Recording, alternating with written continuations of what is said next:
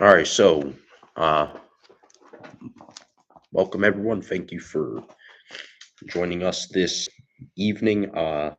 So we will be in First Corinthians chapter 7, verses 1 through 9. I will let everyone know this will be a little bit shorter than usual since this section is pretty basic and straightforward, and I'm sure all of us are spiritually mature enough to understand everything that's going on in this passage. But for what it's worth, we will still go over it and discuss it.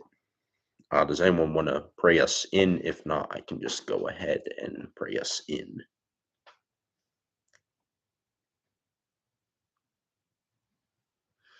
All right, I'll just pray us in. Dear Lord, thank you for this day. Thank you for all that you've given us. Just pray you'll open our eyes to the passage that we will be studying this evening, uh, just how we can actually apply it. Just give us the wisdom to understand it. Let it not be my words, but your words, Lord. Amen. Amen. All right, First Corinthians chapter 7, verses 1 through 9. It says, "Now concerning the things of which you wrote to me, it is good for a man not to touch a woman. Nevertheless, because of sexual immorality, let each man have his own wife, and let each woman have her own husband. Let the husband render to his wife the affection due her, and likewise also the wife to her husband. The wife does not have authority over her own body, but the husband does. And likewise, the husband does not have authority over his own body, but the wife does. Do not deprive one another except with consent for a time, that you may give yourselves to fasting and prayer and come together again, so that Satan does not tempt you because of your lack of self control. But I say this as a concession, not as a commandment, for I wish that all men were even as I myself, but each one has his own gift from God, one in this manner and another in that. But I say to the unmarried and to the widows, it is good for them if they remain even as I am. But if they cannot exercise self control, let them marry, for it is better to marry than to burn with passion." All right, so basically, main point of all that is just a lot of interesting points Paul is making, basically talking about the principles of marriage, answering questions about sexual relations in marriage that the Corinthian Christians had. And we see Paul enlarging on the principles of purity as well, principles of mutual sexual responsibility. And towards the end, interestingly enough, um, we also see it throughout the beginning as well. We see Paul also talking about a little bit about the principles of singleness, what that all actually means, and recognizing the benefits it brings. All right, so as usual, we will go back to the verses and just expound on what the verses are saying and just discuss it. So, starting back in verses 1 2, it says, "Now concerning the things of which he wrote to me, it is good for a man not to touch a woman. Nevertheless, because of sexual immorality, let each man have his own wife, and let each woman have her own husband." So, like I said, a lot of this is very basic and straightforward. Does anyone want to expound on these verses? He's advising his advice is celibacy.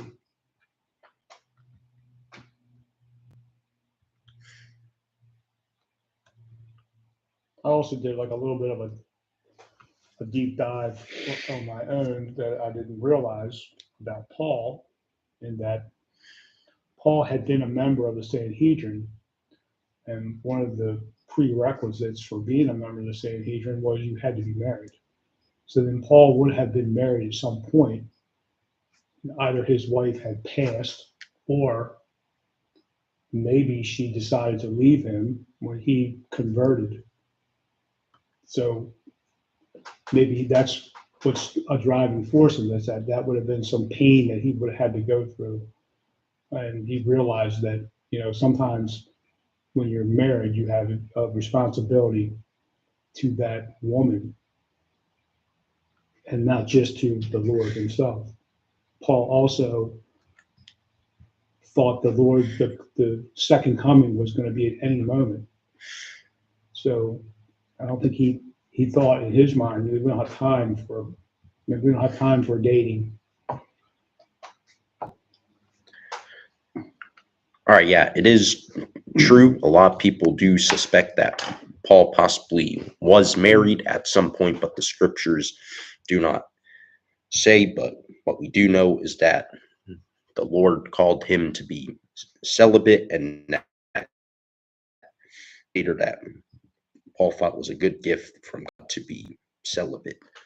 But anyway, yeah, very good discussion. So basically, opening up this section where Paul starts to answer some of the questions the Corinthian Christians had on this particular topic, as evidently there were different opinions floating around in the church of Corinth. Some thought being married was obligatory. Some even went as far as to say getting married is sinful, and so on. But verse 1, when Paul says it is good for a man not to touch a woman, that verse clearly speaks for itself. Touch being used in a sense to have sexual relations. And I would have to wonder if some of the Corinthian Christians use this statement as a means of getting Paul to agree with their standpoint. Uh, Paul does agree, but with reservation, seeing that with the nevertheless, as it says in verse 2. So then this leads us to asking ourselves, why would some of the Corinthian Christians suggest remaining single for the rest of your life? But keeping this in context with what we talked about last week about abstaining ourselves from sexual immorality, the Corinthian Christians thought that if sexual immorality was so dangerous, which obviously it is, they tried to play it safe by just choosing not to get married at all, which I get where they're coming from. However, the Corinthian Christians took the idea of celibacy a tad too far. But number one, the following verse clearly permits for a man to have their own wife and vice versa. Number two, we know that in Genesis chapter 2, marriage is instituted by God, and God even declared it is not good for man to be alone. Another very interesting point, which I'll bring up, is if we take a look at First Timothy chapter 4, you don't have to turn there. It actually states that one of the signs of the end times is forbidding to marry. I'll quickly read First Timothy chapter 4, verse 3, but just so we have some context, I'll start in verse 1. It says, now the Spirit expressly says that in latter times some will depart from the faith, giving heed to deceiving spirits and doctrines of demons, speaking lies in hypocrisy, conscience seared with a hot iron, forbidding to marry, and commanding to abstain from foods which God created to be received with thanksgiving by those who believe and know the truth. So just for some quick context regarding these verses, this was describing some of the legalistic teaching coming from those that had departed from the faith. But hitting on the forbidding to marry part, some were teaching that if you didn't marry, you would become more spiritual, but obviously that misses the point. And lastly, I quoted this last week, but as we're told in Hebrews chapter 13, verse 4, we're told marriage is honorable and it's used to illustrate the relationship between God and his people and between Christ and his church. But with all that said and out of the way, we now come to verse 2, talking about a man to have his own wife and a woman to have her own husband. But in light of the dangers of sexual immorality, whether it's in Corinth or even in our society in today's day and age, it is appropriate for husband and wife to have each other in a sexual sense. Paul isn't exactly just saying just to go out and get married on the spot, but he's giving a command to live as a married person, more so in a sexual sense. Uh, Paul means a husband and a wife should continue in their sexual relations. And it's worth pointing out, just again, Paul is simply just answering the questions that Corinthian Christians have. He's not trying to give a complete theology about marriage. But if anyone's really wants to deeply study into this and just study a complete theology on marriage, that's where Ephesians chapter 5, verses 21 through 23 comes in, and it's always available to your leisure. So basically, main point and application, just so we're all on the same page, since I feel we kind of bounced around a little there. Marriage is honorable and it's instituted by God. However, there are times and places where God calls us to be single, and we'll talk about that little in the final three verses. If God calls you to be single, so be it. It's what he says, but you shouldn't just choose to be single by your own standards because it will somehow make you more spiritual and holy. So verses 1 and 2, that's what I had. Is there anything else anyone wants to add on or any other points anyone wants to make?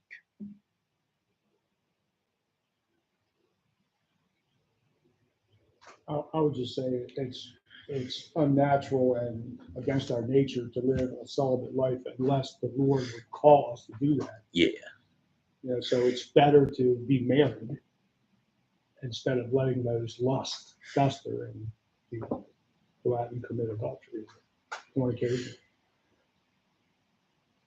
yeah.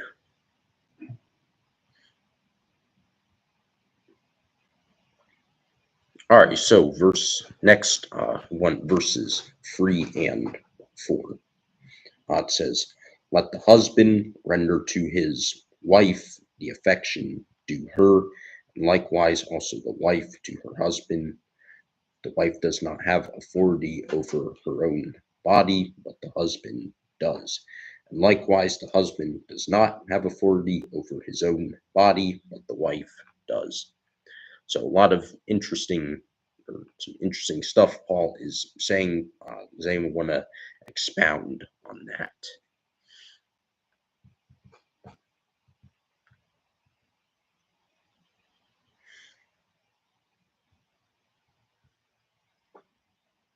I mean, you shouldn't withhold sexual relations from one another. That's something that people have done. They get mad at each other and they want to try to make a point. And again, if when two people become married, they become one. So if you're one, then you shouldn't withhold.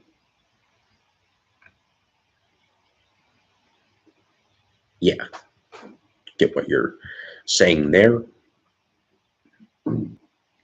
All right, but verses 3 and 4, Paul opens in verse 3 by talking about principles of sexual responsibility in marriage.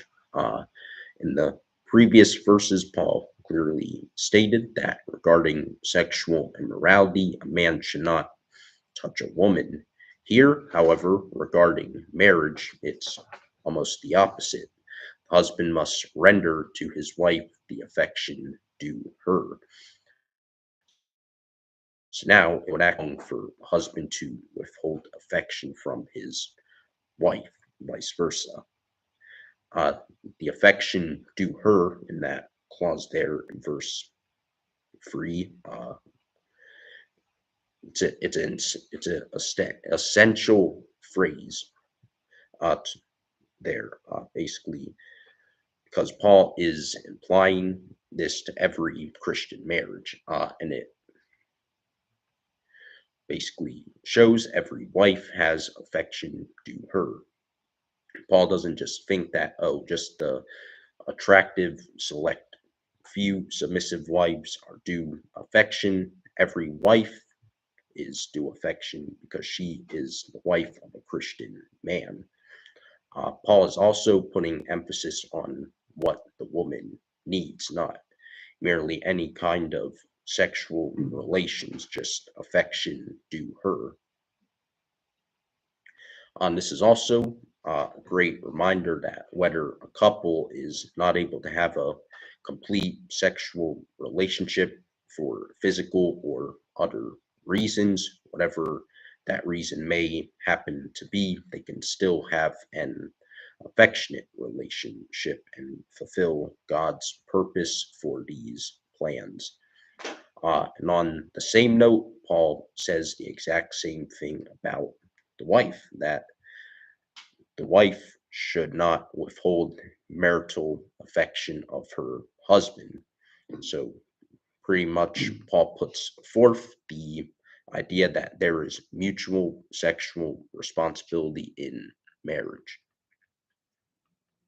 But next in verse 4, we see Paul talking about how the wife does not have authority over her own body. Obviously, a very interesting obligation. In other words, it could also be said, and as it just clearly states in verse 4, that the wife's body does not even belong to herself, but to her husband. And interestingly enough, it can also be said about the husband. The husband does not have authority over his own body, but the wife does.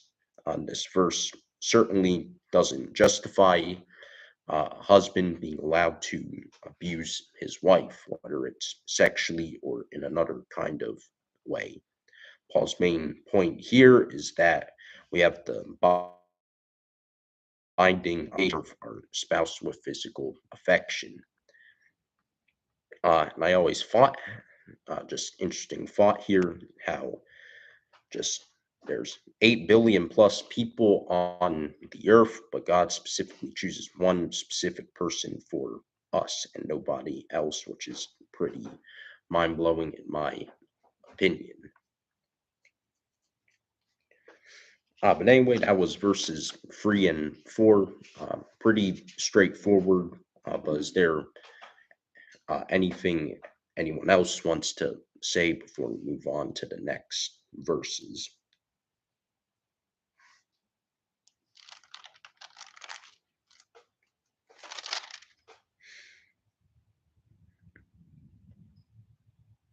I think it's verse 4 is interesting how it's saying you don't have authority over your own body because, like, when you become one flesh, right? Like, going into things like, pornography and things like that. If you were to do that when you're married, you're now defiling her as well, in a sense, and that it goes both ways. When you're cheating on one, it's not just you're hurting both now. And I think it's deeper than often we can think, because we could just think, oh, I'm not actually doing anything to them, but you're one flesh, so you actually are. Mhm. I just think it's interesting. Yeah.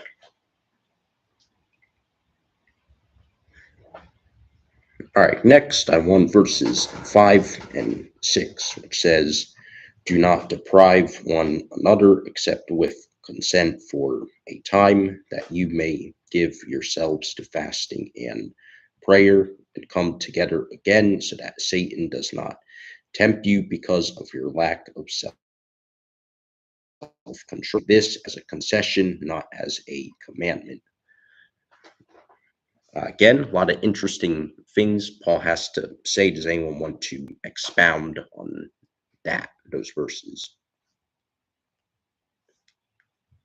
It is pretty self-explanatory. He's saying don't withhold from each other except if you both agree for a specific period of time for prayer or for fasting.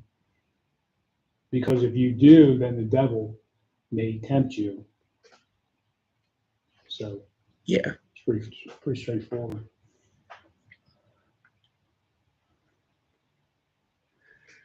All right, yeah. So verses 5 and 6, it's basically right out of the gate. Paul boldly states for husband and a wife not to deprive one another. On just expounding on this point myself, Paul's fairly clearly rejecting the idea that, oh, there's nothing wrong with a husband and wife being more holy by sexual abstinence. Obviously, that makes zero sense. However, as it says here, when and if a husband and a wife end up doing this, it ends up leaving the door wide open for temptation. And as we're told in that last clause of verse 5, we're to take the correct and proper precautions so Satan does not tempt us with doing this with fasting and prayer. And as we talked about last night in the foundation class, being tempted isn't a sin, but does become a sin if we yield to that temptation and don't get it taken care of. On keeping all this in context with what Paul was saying about a wife or husband having affection, the reason why Paul was exhorting that was because if this action isn't taken, that's when depravity creeps its way on. Deprivation is when, or is what can lead a husband or to look for fulfillment somewhere else, thus destroying marriage, like with what you were saying about pornography and stuff like that. On Paul also goes to this because of a lack of our self-control. It's very easy to think by abstaining from sexual relations in marriage or showing self-control, but by depriving one another in marriage actually shows a lack of self-control. And a lack of control makes us vulnerable to the temptations of Satan. And then verse 6 makes this all the more interesting. Paul describes all this as a concession, not a commandment. So, in other words, God will reluctantly, as a concession, a married couple to abstain from sexual relations for a short period of time and for the sake of prayer and fasting, as we're told. But this concession is used at some point for whatever the reason may be, is only for a certain amount of time, and then husband and wife must come together again in a sexual sense. So again, God doesn't command us to abstain from sex within marriage, but can be done for a short amount of time for a specific spiritual reason like fasting and prayer. And I just think that the main point of this passage is God makes it crystal clear there's literally nothing wrong with sex in marriage. But Satan's strategy when it comes to sex is to do everything he possibly can to encourage and condone sexual activity outside of marriage. And Satan just as much rejoices when we do those things. An example these cases would be in First Corinthians chapter 6, verse 15, where some of the Corinthian Christians thought it was okay to hire a harlot or a prostitute while others here in chapter 7 believed a husband and a wife could be more spiritual by not having sexual relations. A Christian husband and wife must not accept a poor sexual relationship. The problems may not be easily overcome or quickly solved, but God wants every Christian marriage to enjoy a sexual relationship that is a genuine blessing instead of a burden or a curse, as unfortunately a lot of couples tend to make that out to be later in their marriage life. All right, hopefully all that made sense. That's what I had for verses 5 and 6. Is there anything anyone wants to add or expound on? I would say it's interesting that when you're not married, Satan wants, the only thing Satan wants to do when you're not married with your boyfriend, girlfriend, or whatever it may be, he wants you to get to have sex because it's a sin. And as soon as you get married, the only thing he wants to do is to keep you from having it. Yeah, that's what I was trying to say. That's, you pretty much put it in the simplest way possible, but me, I kind of just like to explain it more advanced. But yes, that is why I was trying to say all that come out super confusing.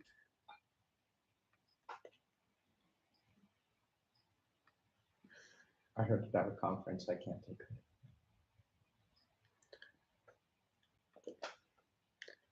All right, nice. So hopefully we're still on the same page. Next, I want verse 7. Can also go along with verses 8 and 9, but I think there's enough protein in verse 7 to just get by itself. But it says, "For I wish that all men were even as I myself, but each one has his own gift from God, one in this manner and another in that." Anyone want to expound on verse 7?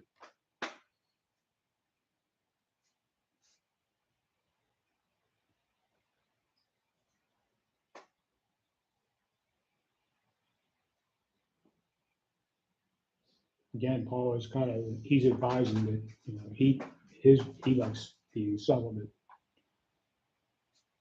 But both marriage and celibacy are gifts from God. So each one, one person may be called to marriage and someone else may be called to being celibate. Yeah. All right. Yeah. So, verse 7, interestingly enough, Paul wishes all men were like himself, that is, single and capable of living continually in that state, and that there were many benefits to it. It's worth noting that this was actually a mark of true goodness to wish all men as happy as ourselves. But even still, this did not answer the intentions of for all men to have as much command of this passion the way Paul did here. And I really believe that this is profound of Paul to say that each one has their own gift from God, one in this manner and another in that, because it's worth noting the gifts of God, both in nature and grace, are variously distributed. Some have them after this manner and some after that. Paul could wish all men as himself. Just quickly quoting Matthew chapter 19, verse 11, it says, "But all men cannot receive such a saying, save those to whom it is given." But significantly, Paul regards both singleness and marriages gifts from God. I know a lot of people can find themselves thinking the grass is greener on the other side, whether it's being single and you desperately want to get married, or even wishing you were single again while you are married in some cases. But each state is ultimately a gift from God. And when Paul recognizes that some are gifted for marriage and some are gifted for the unmarried state, no one is gifted for sexual immorality. Obviously, The married must live faithfully to their spouse, and the unmarried must live celibate. So that's quickly one. Anyone want to expound on that?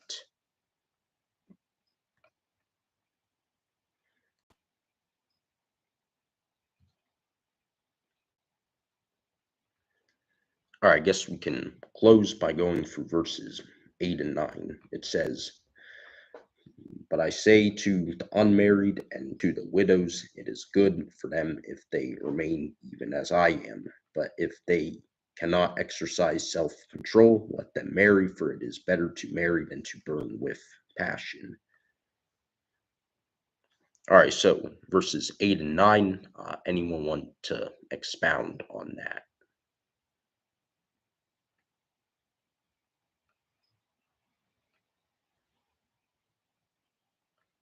Again, not everyone has been chosen to be celibate. So if you're a widow, for instance, and it'd be better for you to go ahead and marry, and instead of trying to be celibate and not being able to accomplish that. So it's all about what the Lord wants you to do. And I would assume if the Lord wanted you to be celibate, then you would have the power to be able to do that without too much of a problem. So if you have those kind of, I don't want to use the word feelings, but if you have that inclination that that you're not, it's just not working for you, you're better off to marry. All right, yeah. So verses 8 and 9. So basically, verse 8 is sort of the application of the principle expressed in chapter 7, verse 1. How it says, "It's good for a man not to touch a woman." Uh, but just quickly going through this, the unmarried here is not limited to just widowers, as is commonly done on the account of the word widows that follows, because that word does not allow that limitation, and because the word married in verse 10, which we'll discuss next week, includes all sorts. But wrapping it up in the final verse, verse 9, Paul says that if they cannot exercise control, let them marry. And Paul recognizes marriage as a legitimate refuge from the pressures of sexual immorality. One should not feel that they are immature or unspiritual because they desire to get married, so they will no longer burn with passion. Paul is not speaking about what we might consider sort of normal sexual temptation. And there's a quote I have in here that I got from one of my commentaries as I was going through this, or a commentator, I should say. It says, "It is one thing to burn, another to feel heat. What burning is not merely a slight sensation, but being so aflame with passion that you cannot stand up against it." And at the same time, if we're struggling with lust or any kind of sexual sin when we're single, we shouldn't just go off and get married thinking all of that will just magically go away, because it's sad hearing of Christian men who got married thinking that was the case when in reality it wasn't. All right, so that's what I had for 1 Corinthians chapter 7 verses 1 through 9. Again, a lot of it was pretty self-explanatory, so it was a little quicker than usual, but hopefully we still were able to get a lot out of it. But anyway, I'll just pray us out. Dear Lord, thank you for this day. Thank you for all that you've given us. Thank you for just what we studied, how we should honor marriage and live celibate, whatever one you want to give us. Lord, just help us to honor that, and help us to know that both things are gifts from you, and how we shouldn't take neither of those things for granted. Amen. All right, so next week, if you want to study ahead, we'll be in 1 Corinthians chapter 7, verses 10 through, let's see, 24. So we'll hit more verses than we usually do. Can't wait to go over them and discuss them with everybody. But with that, we'll just close up shop.